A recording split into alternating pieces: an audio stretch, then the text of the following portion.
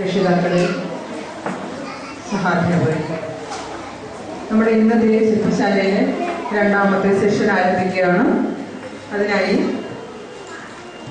തേവന്നൂർ ഹൈസ്കൂളിലെ സംഗീതാധ്യാപകനായ ശ്രീ ബെൻസിഥർ പള്ളിമൺ അവർ എത്തിയിട്ടുണ്ട്.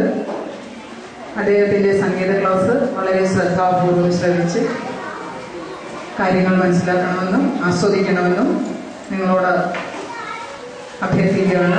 കുട്ടികൾ നിശബ്ദരായിട്ടിരുന്ന് പാഠങ്ങൾ ശ്രദ്ധിക്കുക. ക്ലാസ് നയിക്കുന്നതിന് ശ്രീ ബെൻസിഥർ സാറിനെ സാദരം ക്ഷണിക്കുന്നു.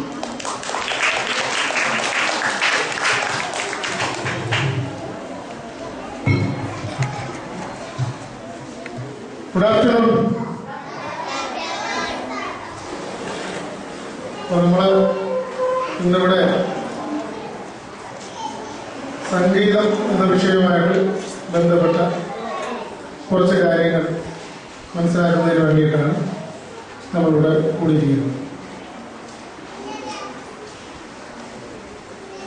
സംഗീതം എന്ന് വെച്ചാൽ എന്താണ്?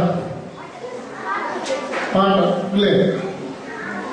പാട്ട് കേൾക്കാൻ എല്ലാവർക്കും ഇഷ്ടമാണ്. ഏതൊക്കെ പാട്ട് കേട്ടിട്ടുണ്ട്?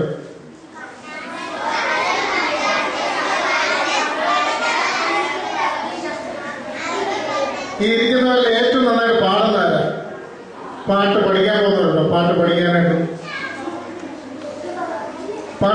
പോകുന്നവരുണ്ടോ? പാട്ട് പാടാൻ അറിയാവുന്നവരുണ്ടോ?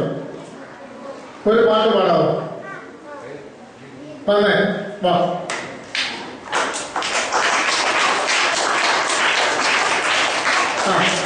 ഒരാളായിട്ടോ ഗ്രൂപ്പായിട്ടോ ഒക്കെ ഒന്ന് പാടാം.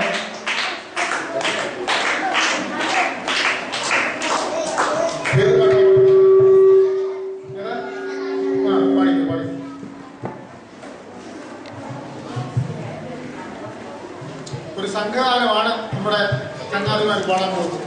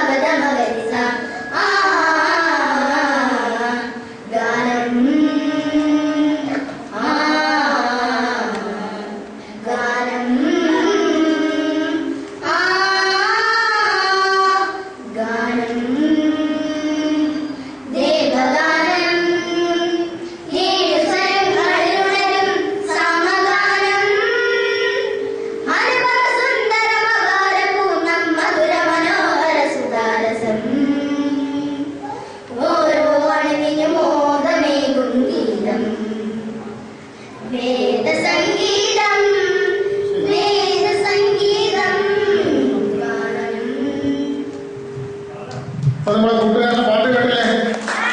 കുറച്ച് സമയമുള്ളൂ, അതുകൊണ്ടാണ് പകുതിയായപ്പോൾ നിർത്തിയത്.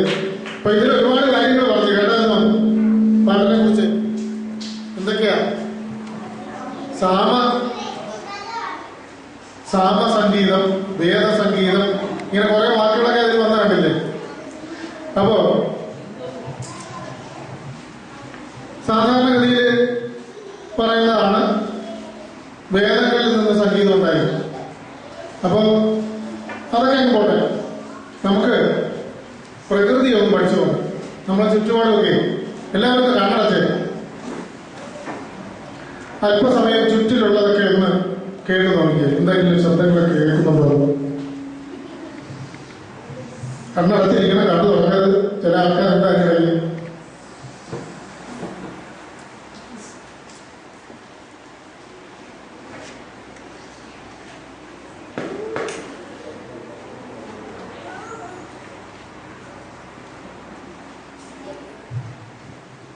ശരി, കണ്ണു തുറക്കണം.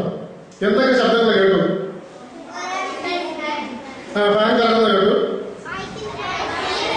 അങ്ങോട്ടും ഗാനങ്ങൾ ചലിക്കുന്നു. പ്രകൃതിയിൽ പല പല ശബ്ദങ്ങൾ കേട്ടില്ലേ? അപ്പൊ നമുക്ക് പ്രകൃതിയുമായിട്ട് ബന്ധപ്പെട്ട കുറച്ച് വീഡിയോസ് ഒന്ന് കാണാം. എങ്ങനെയുള്ളത്, ഇഷ്ടപ്പെടുന്നതാണ്